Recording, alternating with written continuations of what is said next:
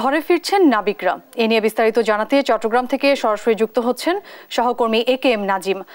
নাজিম, নাবিকের পরিবারের সদস্যরা নিশ্চয়ই ভীষণ খুশি, কি বলছেন তারা এই বিষয়ে?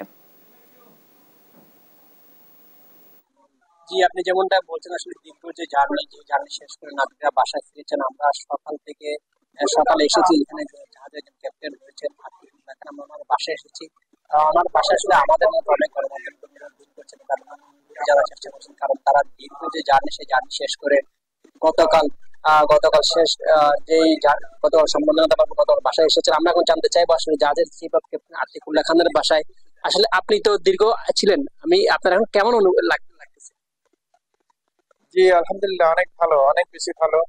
আমার জীবনের স্মরণীয় এবং আমার জীবনের সবচেয়ে সুন্দর, আমার জীবনের সবচেয়ে সেরা একটি দিন ছিল গতকাল, এবং যেটা রয়েছে এখনো রয়েছে। আমার বন্ধু বান্ধব, আত্মীয় স্বজন সবাই আসতেছে, সবার সাথে সবাইকে বুকে নিয়ে জড়িয়ে ধরছি। এর চেয়ে আনন্দ বা বাংলাদেশকে দেখছি, বাংলাদেশের মানুষকে দেখছি, আমার পরিবারকে দেখতে পাচ্ছি, আমার সন্তানদেরকে কোলে নিতে পারছি। এর চেয়ে আনন্দময় মুহূর্ত আমার মনে হয় আমার জীবনে আর কখনো আসেনি। এবং গতকাল সারা রাতে আমি ঘুমোতে পারিনি, যদি আমার রিলেটিভসরা ছিল ওদের সাথে গল্প করেছি সারা রাত। এবং ওরা এখনো সকাল আবার আসবে, সব অন্য বন্ধু বান্ধবরা। তো অনেক ভালো লাগার একটা মুহূর্ত, ভালো লাগার একটা দিন। আপনি তো আগেও সাগরে ছিলেন, তো এই যে দুশ্মন যখন কত জাহাজে অ্যাটাক করে তখন আপনার কাছে কিরকম মনে হচ্ছে? তখন তো আমি ওই নর্মাল কাজ করে আমি তখন রেস্টে ছিলাম কাজ করে। হঠাৎ করে শুনলাম অ্যালার্ম আসলো যে এরকম একটা অ্যানাউন্সমেন্ট আসলো, অ্যালার্ম দিল, তারপর অ্যানাউন্সমেন্ট আসলো যে এরকম suspected pirates boat approaching, everybody come to bridge. তো আমরা ব্রিজে আসলাম।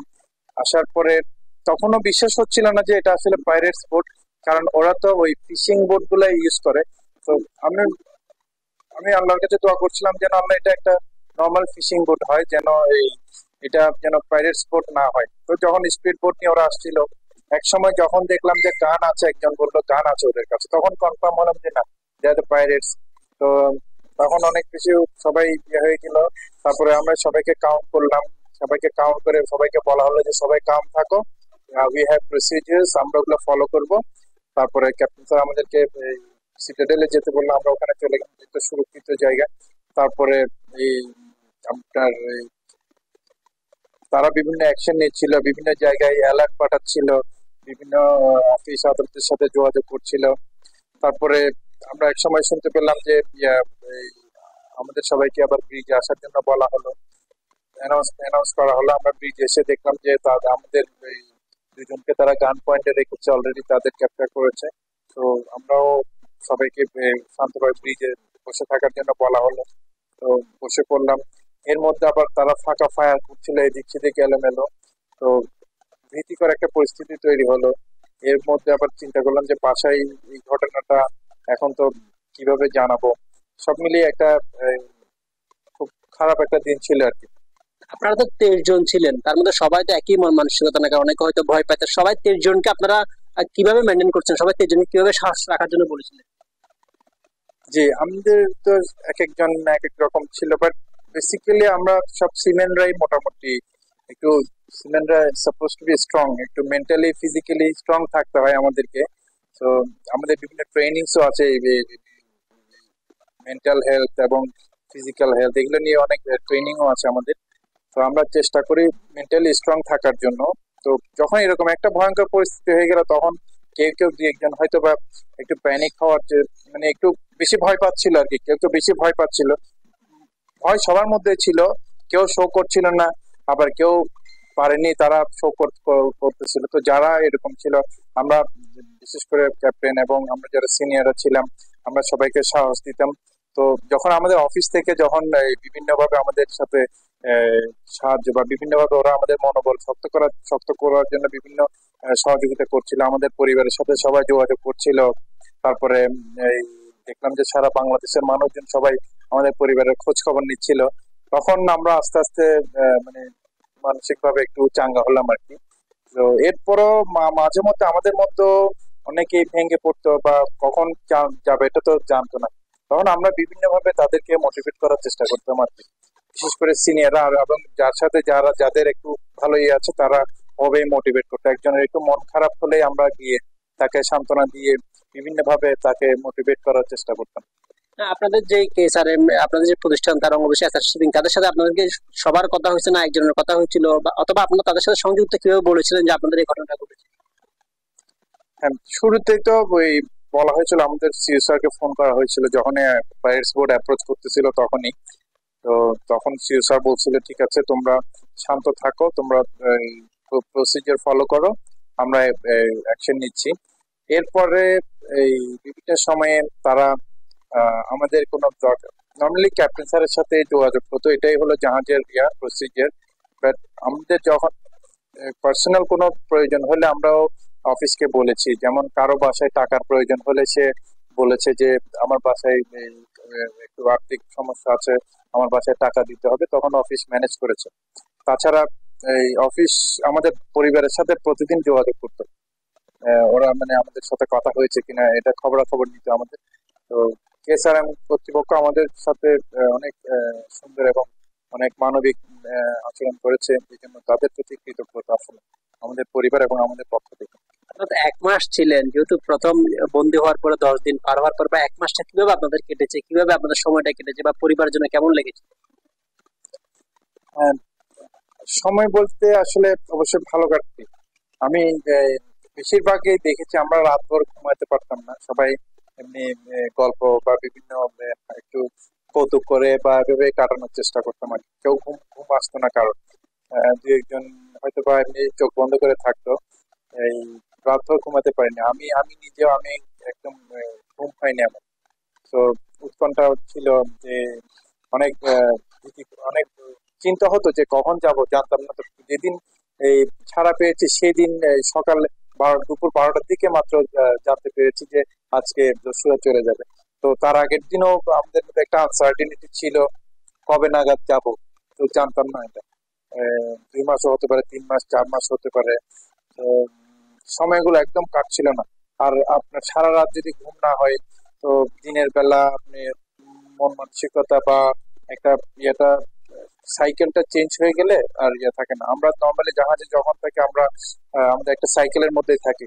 আমরা দিনে বলেন বা আমাদের ডিউটি টাইম ফিক্স করা থাকে, ওই সময় আমরা কাজ করি, আমাদের রেস্ট আওয়ার ফিক্স করা থাকে, আমরা ওভাবে একটা অভ্যস্ত। এখন হঠাৎ করে এরকম একটা বসে থাকতে আমাদের খুব ইয়ে হলো আর কি। জি, আপনি যেমনটা শুনছিলেন আসলে যে জাহাজের চিফ অফ ক্যাপ্টেন আতিকুল্লাহ খান, ওনার বাসায় আমরা এতক্ষণ ছিলাম, কারণ ওনার যে দুর্ঘটনাটা ঘটে এসেছে আসলে যে ট্রমাতে উনি বেড়েছেন সেটি এতক্ষণ আমার অনুভূতিগুলো আমাদের জানাচ্ছেন। উনি এখন পরিবারের কাছে আছে, ওনাকে পেয়ে ওনার পরিবারের সব সদস্য, বাবা মা, ভাই বোন থেকে শুরু করে অন্যান্য যারা স্ত্রী থেকে ছেলে মেয়ে সবাই আসলে খুব খুশি। এই ছিল আমার কাছে থাকা সর্বশেষ। নাজিম, আপনাকে ধন্যবাদ। দর্শক, ঘরে ফেরা নাবিকদের বিষয়ে জানাচ্ছিলেন আমাদের সহকর্মী। জাহাজ এমভি আব্দুল্লাহ নাবিক লক্ষ্মীপুরের আয়ুব খান ফিরেছেন পরিবারের কাছে। এ নিয়ে বিস্তারিত জানাতে সরাসরি যুক্ত হচ্ছেন সহকর্মী সাইফুল ইসলাম স্বপন। স্বপন, কি বলছেন আয়ুব এবং তার পরিবারের সদস্যরা?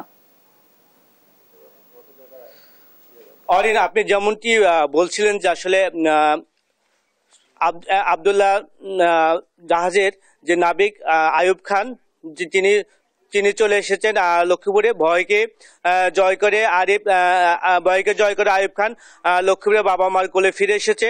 প্রায় 12 মাস যখন আব্দুল্লাহ নাবিকরা সোমালিয়া জলদস্যুর সাথে আটক হয়, তখনই তার পরিবারের সদস্যরা আতঙ্কে থাকেন। তার 10 থেকে 15 দিন পূর্বে আয়ুব খানের বাবা মারা যান এবং বাবা শোক না সইতে আব্দুল্লাহ যখন জলদস্যুর রাতে আয়ুব খান আটক হন, তখন তার পরিবার উদ্বিগ্ন হয়ে পড়ে। এর সাথে সাথে যে এখানকার স্থানীয় তার প্রতিবেশী ছিল, তার চাচাতো ভাই বা আত্মীয়স্বজন, তারাও কান্নায় ভেঙে পড়ে। তো গতকাল রাত আয়ুব খান যখন বাড়িতে ফিরে, তখন তার বাবা মা আশ্বস্ত হয় এবং তাকে জড়িয়ে ধরে দেশবাসীর প্রতি ধন্যবাদ জানান। তো আমরা এই বিষয়ে কথা বলবো আয়ুবের সাথে, যে আয়ুবের কাছে আমরা জানতে চাইবো যে আয়ুব যে প্রায় 2 মাস পর যখন হাত থেকে ফিরে এসেছেন, আপনার এখন কেমন লাগছে এবং সেখানকার অভিজ্ঞতাটা বলবেন। জি, আলহামদুলিল্লাহ, দীর্ঘদিন পর বাসায় ফিরে আসছি। আলহামদুলিল্লাহ, ভালো লাগতেছে, প্রফুল্ল লাগতেছে সবাইকে দেখে। সবাই আমাদের জন্য দোয়া করছে, সবাইকে ধন্যবাদ। আর হচ্ছে ওইখানকার পরিস্থিতি হচ্ছে আমাদের জন্য খুবই ভয়ানক ছিল, যদিও প্রথম দিকে। পরের দিকে আমরা কিছুটা কমফোর্ট ফিল করি যখন জানতে পারি যে টাকা কয়েকদিনের মধ্যে টাকা আসবে, বা টাকা পাওয়ার পরে মুক্তিপণ পাওয়ার পর আমাদেরকে ছেড়ে দিবে। তো এই বিষয়গুলো যখন জানতে পারি আর টাকা পাওয়ার পর যখন ছেড়ে দেয়, তখন আমরা জাহাজের মধ্যেই আনন্দে উল্লাসে সময় কাটাতে থাকি। দেন হচ্ছে দুবাই, আমাদেরকে জাহাজ দুবাই আসে। দুবাই এসে আমরা কার্গো ডিসচার্জ করার পরে আমরা আবার নতুন করে কার্গো নিয়ে বাংলাদেশে ফিরে আসি। আলহামদুলিল্লাহ গতকালকে বিকালে আমরা চিটাগং বন্দরে সবাই, আমাদের ফ্যামিলি থেকেও লোকজন গেছে, সবার ফ্যামিলি থেকে, অফিস থেকে, দেশের সাধারণ জনগণও গেছে আমাদের রিসিভ করার জন্য। সবার সাথে দেখা হয়ে খুব ভালো লাগছে। রাতের মধ্যে আমি বাড়িতে ফিরে আসি, এসে আম্মার সাথে দেখা হয়। প্রথম যখন যদুসার আটক হন তখনকার পরিস্থিতি কিরকম ছিল? তখনকার পরিস্থিতি ছিল আপনার খুব ভয় কাজ করছে আমার মধ্যে, সবার মধ্যে খুব ভয় কাজ করতেছিল।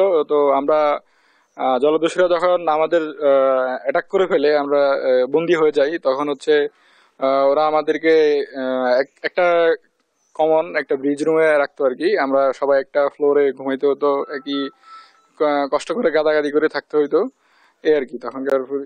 আর তখন যে আপনার ছিলেন, মানে কিভাবে ছিলেন, দিনগুলো কিভাবে কাটতো? দিনগুলো কাটতে হচ্ছে আমাদের, ওরা হচ্ছে আমাদেরকে স্বাভাবিক কোনো কাজকর্ম করতে দিত না, যেগুলো হচ্ছে না করলেই নয়। আমাদের ইঞ্জিন রুমে কিছু দুজন থাকা লাগতো, তো ওরা দুইজন ছুটি দিত, আর বাকি সবাইকে, দুজন ছুটি দিত বলতে দুজনকে ওরা নিচে যাওয়ার কাজ করতে দেওয়ার জন্য দিত, আর বাকি সবাই আমরা একসাথে ব্রিজে থাকতাম আর কি। আর ওই সময় খাওয়া দাওয়া বা অন্যান্য কোনো সমস্যা হয়েছে কিনা আপনাদের? খাওয়া দাওয়া প্রথম কয়েকদিন আমাদেরকে আমাদের যেই গ্যালি যেখানে রান্না করা হয়, রান্না করা শেষ হয়ে আমাদেরকে উপরে খাবার নিয়ে আসতে হতো, সবাই একসাথে খাইতে হতো। তো কয়েকদিন পর হচ্ছে ওরা আমাদেরকে আবার এই খাওয়ার ঘরে, মানে আমাদের যে মেসরুমে যেতে দিত খাওয়ার জন্য আর কি। আর হচ্ছে আমাদেরকে নামাজ পড়তে দিত, রোজা রাখতে দিত ওরা। ধন্যবাদ আইয়ুব খানকে। আইয়ুব খান যেটি জানাচ্ছিলেন যে তার বন্দি জীবনের কাহিনী, এবং তিনি যে দেশে ফিরে এসেছেন এবং বাবা মার সাথে একত্রিত হয়ে তারা যে পরিবেশ, তার যে মায়ের আনন্দ বার্তা নিয়ে আসছেন। তো অরিন, এ ছিল লক্ষ্মীপুর থেকে জলদস্যুদের হাত থেকে মুক্তি পেয়ে আইয়ুব খানের বাড়ি থেকে সর্বশেষ খবর। স্বপন, আপনাকে ধন্যবাদ। দর্শক, লক্ষ্মীপুর থেকে যুক্ত হয়েছিলেন আমাদের সহকর্মী।